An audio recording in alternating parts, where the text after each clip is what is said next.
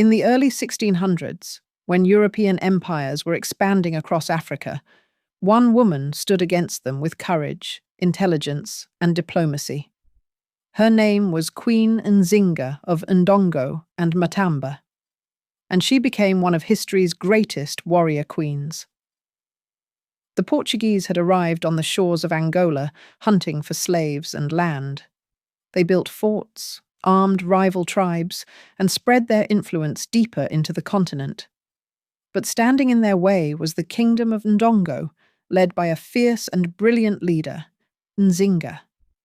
In 1624, after the death of her brother, Nzinga became queen. She inherited a kingdom on the brink of collapse, threatened by Portuguese armies, slave raids, and betrayal from within.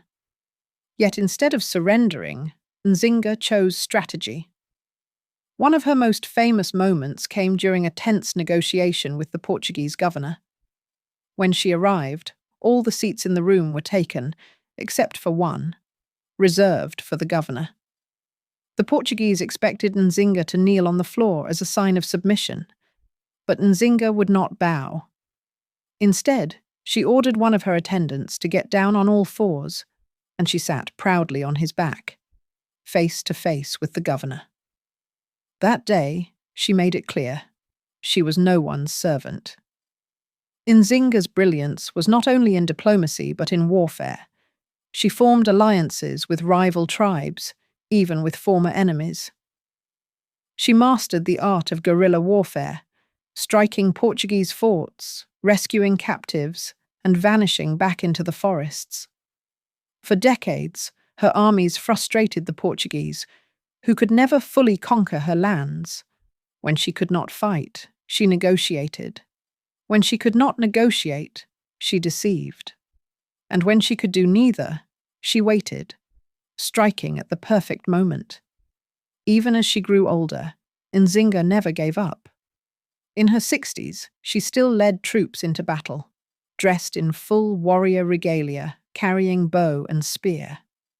She became a symbol of resistance, feared by her enemies and revered by her people.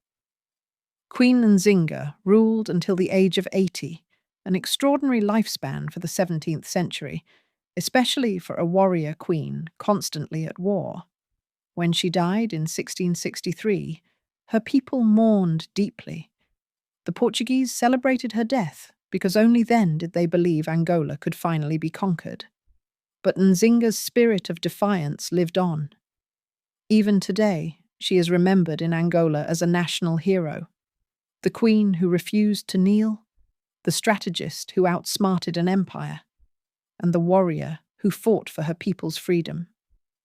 Her story reminds us that sometimes the sharpest weapons are not swords or guns, but courage, intelligence, and the will to resist. Queen Nzinga, the woman who outsmarted the colonizers, will always stand as one of history's greatest fighters for freedom.